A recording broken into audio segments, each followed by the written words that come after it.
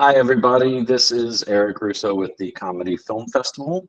We are joined by a number of filmmakers and actors from our friends and family and friends Dramedy block of short films. We've got Tom Mackey from Tropical Mind. We've got Sebastian. I just did this. Sebastian Isher. Elizabeth Zephyrin McDonough and Michael Costa from Good Dad. We've got Isaac Morantes, William Ulloa, close enough. I'm stumbling right out of the gate. Sohara Pereda from Who Gives an S. Cool. Thank you all for joining me today. Y'all's films are so unique. They obviously have a common thread dealing with family and friends and what kind of drama and comedy can come from that. I want to start hearing a little bit from Sebastian, Michael, and Elizabeth. Y'all, this is such a fun idea. How long had y'all been sitting with this? I think is how I want to start things. Let me get it started. We're missing Stacy, who's our director, because she's dealing with a sick 3-year-old right now.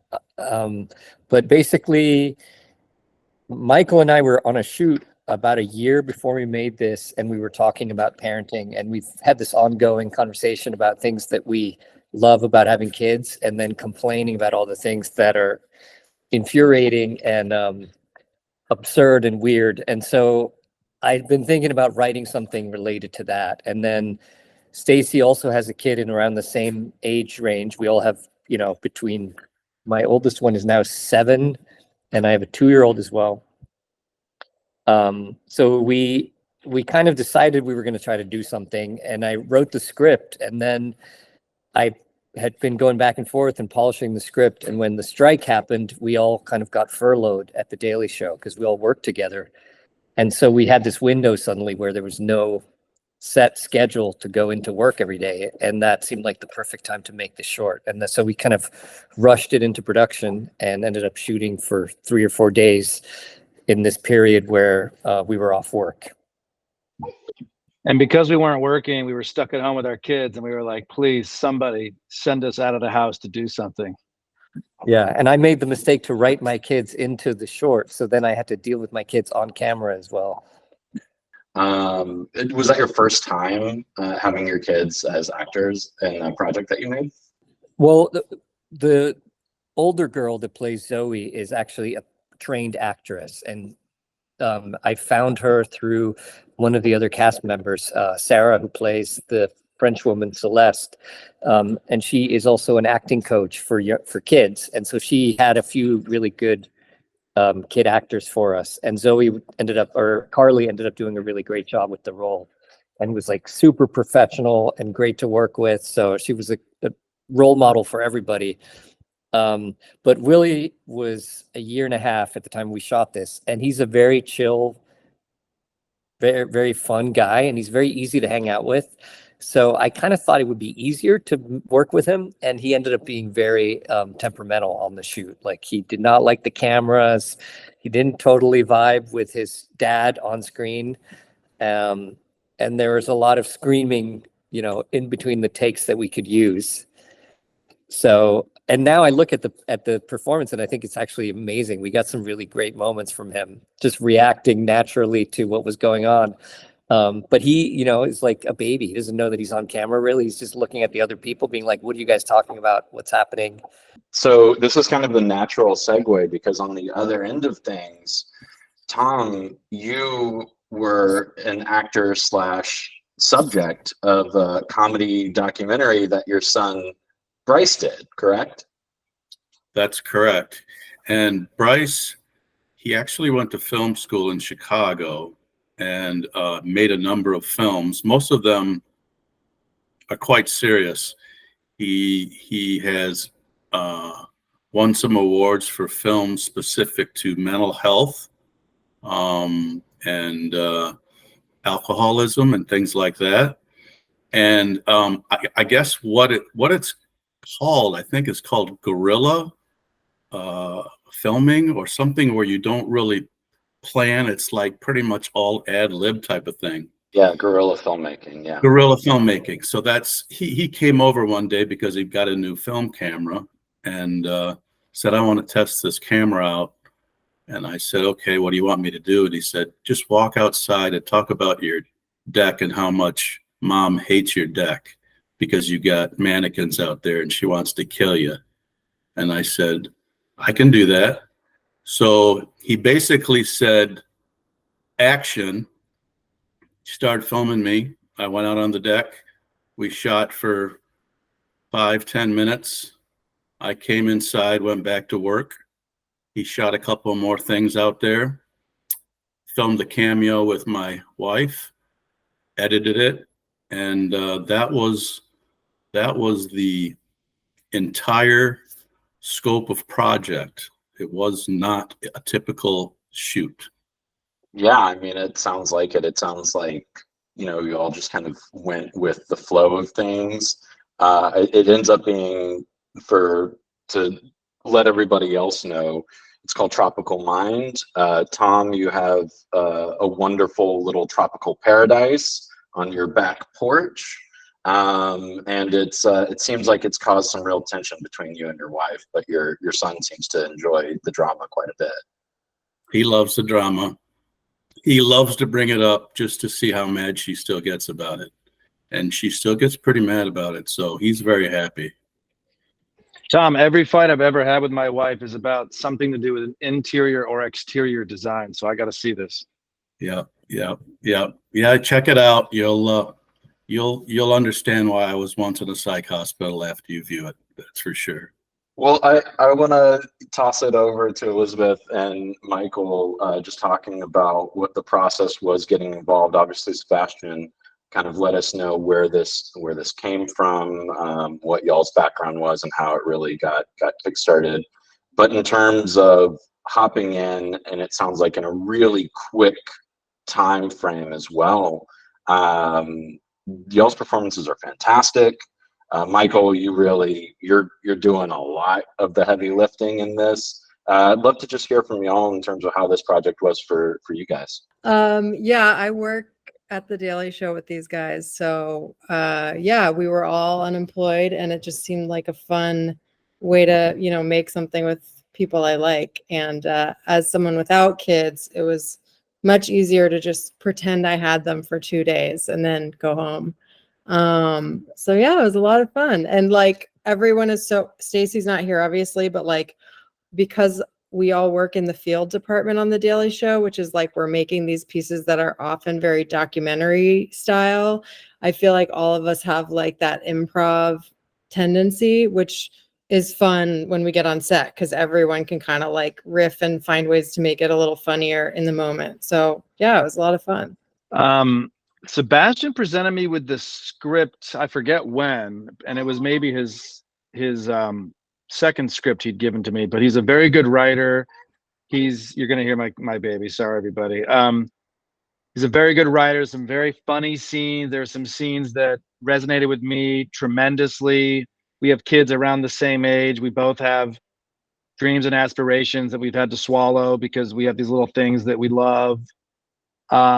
There's this script, there's like a give up, your life is over. I love those sentimental moments. And last thing I'll say, working with everybody at the Daily Show, everybody's good. Everybody's good. Director, writer, actor, everybody's good. You know you're going into a good set with skilled people. It makes it really easy and fun. I want to hear a little bit from the Who Gives an S crowd. As I learned the other day, Isaac, you prefer to call it.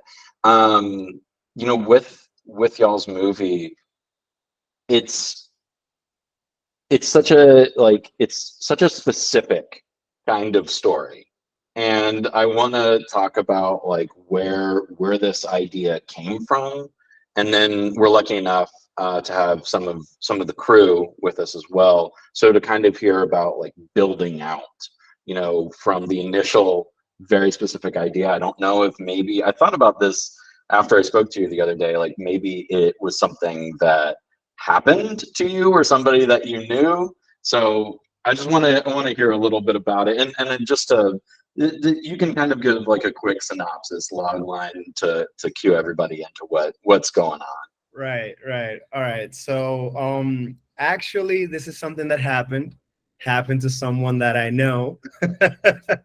And what really the story is about is that this couple, the girl invites her boyfriend to have dinner with her parents, and basically the parents, mostly the mom, doesn't like the guy because the guy comes from the hood and stuff like that, but he's like a nice guy even though.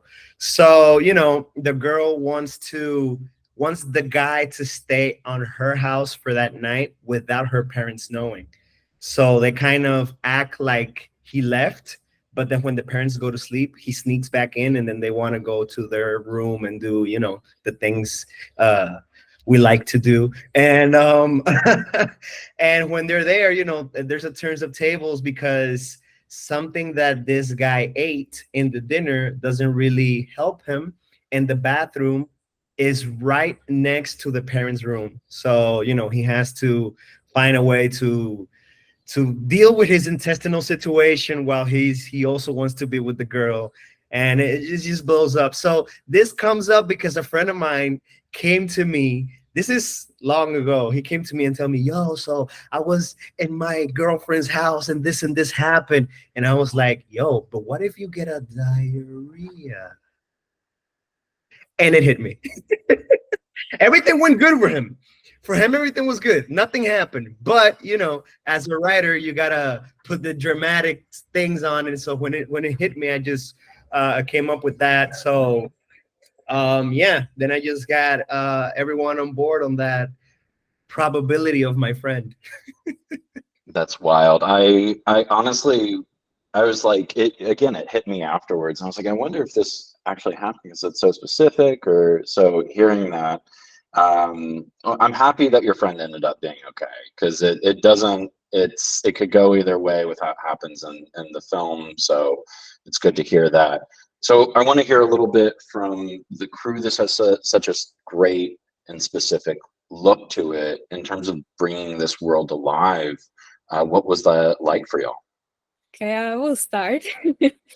Well, it was great to get into this process. I was part of since the idea came to Isaac and he was like, hey, I want to do this short film. And I'm the production designer, but I'm also the producer. And I'm also Isaac's wife. So since he started writing, I'm there. I'm there to help him. I'm there to we build the short film until it's done. So it's a very good process. I really liked it, and I really love the crew and the energy, because it was so good. We were singing, and it didn't feel like work. It was just having fun, and we're doing a short film.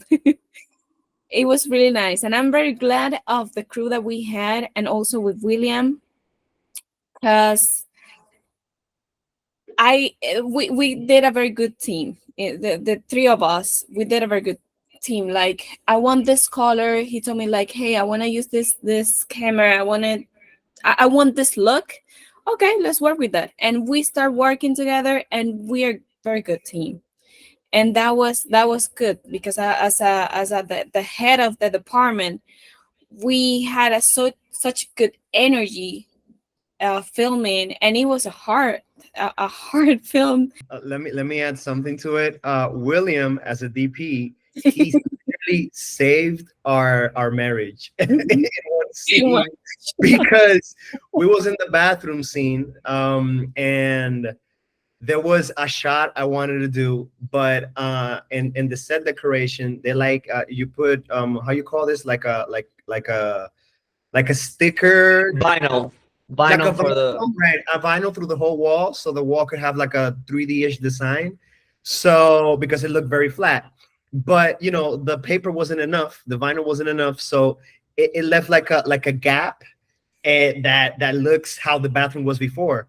And the composition for what I wanted to tell was so perfect. And right that spot where the vinyl doesn't reach, where there's all the things that they try to hide with the set design. So I was like, listen, William, I don't care to this point if the design doesn't get there. I really want this shot because he stands here and she stands there, and I'm trying to convince him, and then she comes in. I'm like, not throughout the whole space. You want to shoot here on this little spot. We can't. And so William is like right in the middle, and he's like, guys, I got this. What if we just put the camera right here? Right here.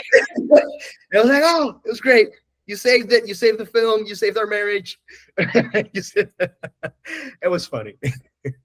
So, William, this film has such a great look to it, and such specific lighting all throughout it, creating this world, but also knowing that you're dealing with a comedy and trying to like hit the beats and check the boxes, not only for like this needs to look, we want it to look great, but we also need to honor the genre that we're in. Are you familiar? Like, is this something that you're like, oh yeah, I work in comedy all the time. It was no problem. It was an adjustment, because you really do a great job of marrying like a really great look with a really great comedic sense of timing. Well, first of all, thank you for your words. And actually, that was the first comedy that I was a DP for. So it was a challenge from the beginning because I'm mostly oriented to drama and all sort of more moody stuffs. But since the beginning, I told Isaac, I don't want the the standard high key lighting comedy. So I wanted a little bit more dimension to it, but not too much because, of course, it's a comedy. But that was the starting point for us. And first of all, since I got the script, I already told Isaac, and I burst into laugh the first time I read it. So it was so funny for me, and it was a yes from the beginning. And we've worked before, Isaac and I, and also Suara. But this was the first film that we work as a DP director for me and Isaac. So also Sarah as production designer, and it was great. It was great. As Suara said, some difficulties. One time, I mean the last day, I remember our gaffer had some medical issues and he had to leave. So we were left only with the grip department in that instant, but we made it and it worked, and it was pretty fun to do. That's awesome. That's awesome. And I mean, it's a great collaboration. I feel like there's definitely something that you can see visually that shows that y'all, I mean, all three of y'all work together really well. So, you know, great job all the way around. Yeah, I just want to like to add a little detail of my like self experience. I normally do comedy like Tom was saying, on the run and gun or on the guerrilla type. You just, you know, you get a camera, you film something real quick, and just, you know, just to get the funny out. Sometimes you don't have the time like to lit well or to set design well, and all those elements, using it to create the comedic effect. It was my first time. So having Suara doing that together with William trying to find that spot, and me being used to doing all that, like probably not thinking about that or doing it myself, just like put a lamp in the background and that's it. That's the set design. Let's move on. But then having a Suara in the details, and then William in the details with the light, and me just stepping back and seeing them doing the magic. And then I just had to like work on top of that. It was a very beautiful experience. That's awesome. That's really, I mean, I think that that's when we do this, especially like we all did in the various ways, a very independent, like motivate ourselves and the people around us to just get out and do it. I do think that's where you find like the beautiful little collaborations that you try to just take with you and like the next project. And okay, let's keep growing this more. That's awesome, Isaac. It's really cool. I wanted to, Tom, hear from you in terms of, you know, you talked a little bit, just as Isaac just referenced, the guerrilla kind of nature of Tropical Mind, and I wanted to see if being on camera was something that you had done before for Bryce, if it's something that you're like, let's do more of that. You know, what that was for you. Yeah, he'd been interested in filmmaking ever since I showed him The Shining at age 8. And that's another time my wife got very upset with me. So I'd been in his films that an audience of like 4 had seen a number of times. But this is the first time that he asked me to actually do something with his camera work. We recently did a fake satire called Dream Farm, where he has me playing a farmer who doesn't live on a farm but wants to. And that's my second great acting experience to show the world. But he and I have pretty strange senses of humor, and we collaborate and go back and forth, and it's a lot of fun, you know, especially if you have a kid that wants to actually spend time with his father. You know, it's kind of odd, but it's true. That's awesome. That's so great. I have to ask, you know, it's really great hearing that y'all are gonna keep doing more weird out there things, because I love this movie. I think it just feels so unique. It was one of the first submissions that we got for the festival when we opened things up, and just right out of the gate I was like, oh, if we get, you know, more of these, we get just a handful more, we're gonna be set. We're gonna be good. What is the Tropical Oasis on your back porch still up and thriving even with the snow in Michigan? Oh yeah. I once I made the commitment, I decided to make it hurricane proof, snow proof, because I wasn't going to bring anything inside for the change of seasons here in Michigan. So it's a fortress. I mean, we had like a tornado warning a couple of months ago, and every plant stayed in place. The mannequins stayed up, their bras stayed on, all the fake food stayed in its place, all the indirect lighting stayed in its place, the tiki hut stayed. It didn't do any harm. So yeah, I'm not sure if I want to see the tropical place, or if it's better just hearing just Tom's description of it. This is tremendous. Yeah, it all depends on your mental stability, Michael.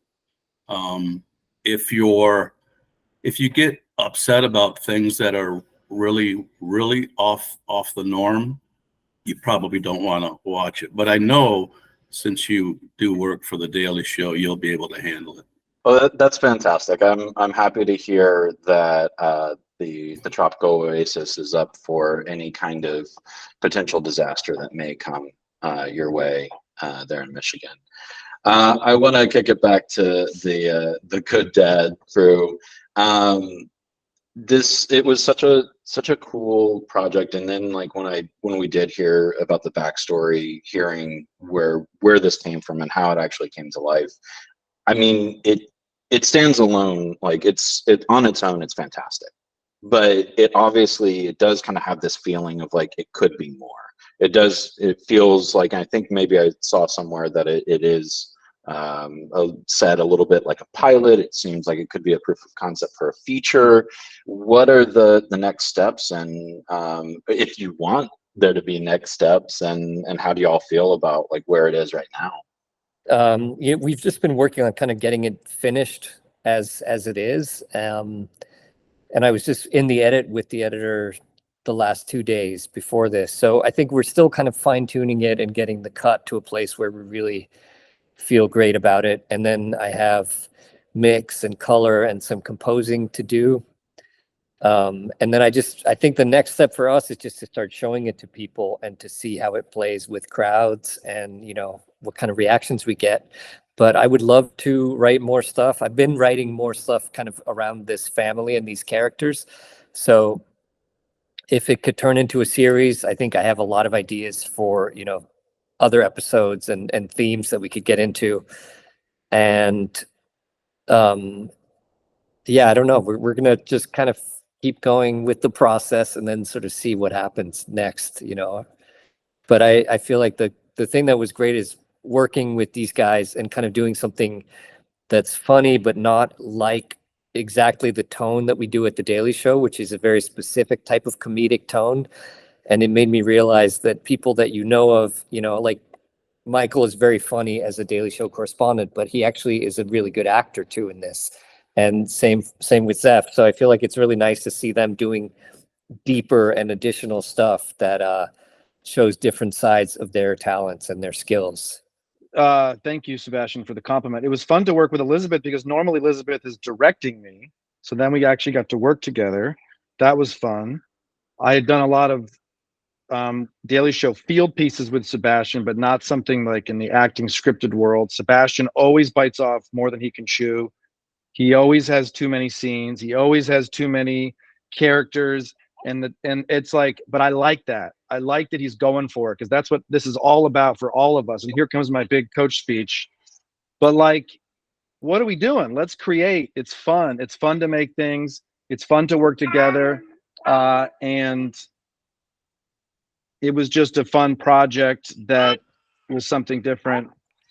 Thank you, Austin Comedy Fest, film festival. Elizabeth, any additional thoughts on you know, continuing to grow this project and where it is now? I'm mostly just curious to see how many festivals we can get into and bring the children along. Like, I'd love to be at live Q&As where Sebastian and Michael both have 2 babies in each arm and we're just juggling. I think it'll be really fun to take this on the road. This actually isn't even my kid. I rented it for this panel. For the festival circuit, I would hire a couple actors to play my kids. Yeah, I think that y'all are onto something here. I think there's a really big opportunity and such a unique presentation that y'all can offer. Yeah, we have a baby Our biggest- crying in every screening. Our biggest challenge is that our lead actor, William, is now a year older. So we're going to have some big continuity problems in the next episode. And June actually just brought me a note a second ago saying, I'm bored. So that's her feedback on the panel. I mean, I think you guys could probably use it as an advantage for the comedy effect, for the kids grow fast. Like you turn around and he's already 1 year old. You're like, what the heck? That'll be a good joke, probably. That's that's totally a good idea.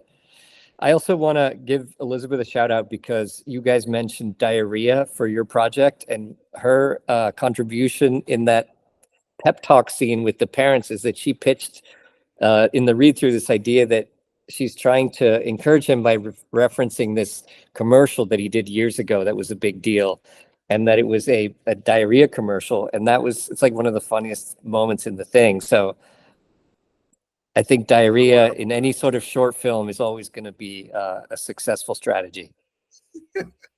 It's a delicate topic, but you can treat it with respect and it will work always. Tom, what about you? Diarrhea? I would, but I'm going to be driving later tonight, so I'm going to pass, literally. That's perfect. That's great. As we start to wrap up a little bit, the Who Gives an S, you just staying with the diarrhea theme here. I know that there is a plan to expand this project more. Isaac, you talked about it the other day in the international panel. I'm curious, kind of in the same world. Obviously, you want to get the most you can out of what it is as a short film. I think similar and understandably so as what y'all are doing with Good Dad. For Who Gives an S, are there specific challenges that you are either running into or you see coming for that transition to a potential feature, and also from crew members as well. You know, how do y'all feel about this idea of expanding on this even more? I mean, yeah, we're into expanding. You know, we have many challenges. There is one that is a pretty complicated but easy to understand at the same time: money. So, if we don't find a way to get money, I mean, who gives an S? You know, we have no way of bringing it to life. But you know, the good thing about the industry is that you get a lot of favors, you meet a lot of people, and we're very happy to see every time the film does something positive, and people have a positive reception to it. It motivates us like to go through that hassle of, you know, convincing people, hey, you want to invest on a shitty film? I mean, come on, you like it, you know. It's I mean, that's like the main challenge. I don't know what you guys think. Yeah, I feel like I can definitely relate to the idea of trying to make stuff for no money, and the constant asking for favors of, you know, friends and family and everybody that you need to enroll in your project, is brutal. Like, I think the fantasy of making something that is funded and that you have enough money to pay the crew and everybody, and you know, it's great. But at the same time, it's also nice to make stuff without any kind of outside interference, that you can just do your own thing and not have to get a script approved or get, you know, any kind of content notes on anything.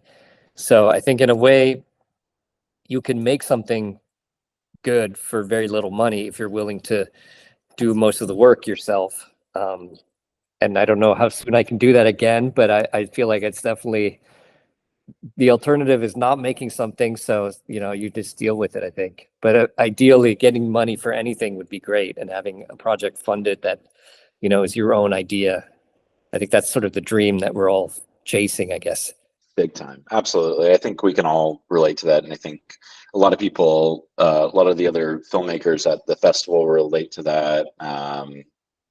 Whoever, you know, is watching this, if they're any kind of creative, will absolutely relate to that. And I think it goes back to, you know, what Michael said earlier. It's just like getting out there and just making stuff. I think it's such a good thing. We all get caught up in all of these different things, roadblocks that we put in our way, or life, you know, that we have to deal with. But just doing what we can when we can is really important, and surrounding ourselves with great people. I mean, I don't know how all of you are, but I'm at my happiest when I'm creating. And I didn't create this, but I was a part of someone else's creation, and it's just contagious and fun. And man, Sebastian is like using his house, his plates, his kids. You know, his poor wife is coming in like, what do you mean you're 2 hours later than expected? I mean, it is like, it is a grind. But you watch the piece, and I'm sure all of you feel the exact same way because you're on the same boat. You watch the piece and you're proud of it and you're happy, and it's hard, but of course it's hard. I'm dropping such knowledge nuggets on this thing. It's fantastic. We'll book you for the masterclass. Like right after that, we'll get that going. Make sure that everyone attends. That's great. Well, just want to open it up to any other thoughts, inputs, whether it's plugs for projects, anything else that anyone throughout the festival or seeing this just online that you want to share and know about. I just want to follow up on what Michael was saying, and I think what I mean, I think everybody kind of feels this way, but to me, the main takeaway from this experience of making the short, because, you know, we work at the Daily Show and we're making segments constantly, and trying to do your own thing, the amount of money and effort that seems like it's going to take can be kind of daunting, and it can seem like there's a lot of reasons not to do stuff. But I think in the end, when you go through it and you do whatever you have to do. At the end, it's worth it. And then you're like, oh shit, I wish we had done that sooner. I wish I'd had another one ready to go now, you know? So I think as hard as it is, it's really worth doing, and you can make something cool with almost any amount of money, you know, if you use your resources and use your backyard tropical hideaway and your dad, or what, you know, whatever great things you have access to, that becomes what your movie is, whether it's your kids or your diarrhea, you know, any sort of. So I think all of us can just, I feel like, take that as an inspiration to, you know, hopefully keep making more stuff. And anyone who watches this, don't be dissuaded from trying to do it.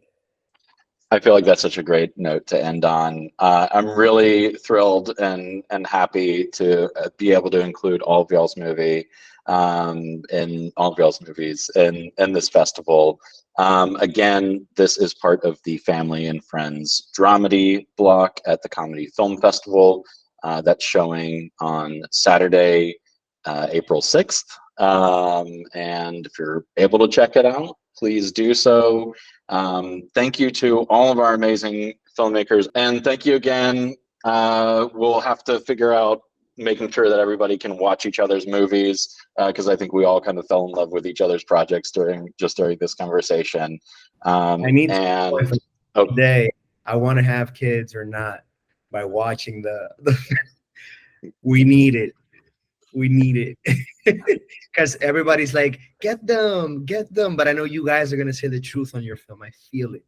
I feel like the truth is definitely in there. It's a pretty great, even without somebody without kids, it feels like a pretty good representation from all the friends that I have who have kids. The thing to do if you do have kids is get them into acting earlier, so that by the time you're ready to shoot your project, they have a little bit of, you know, a little bit of experience.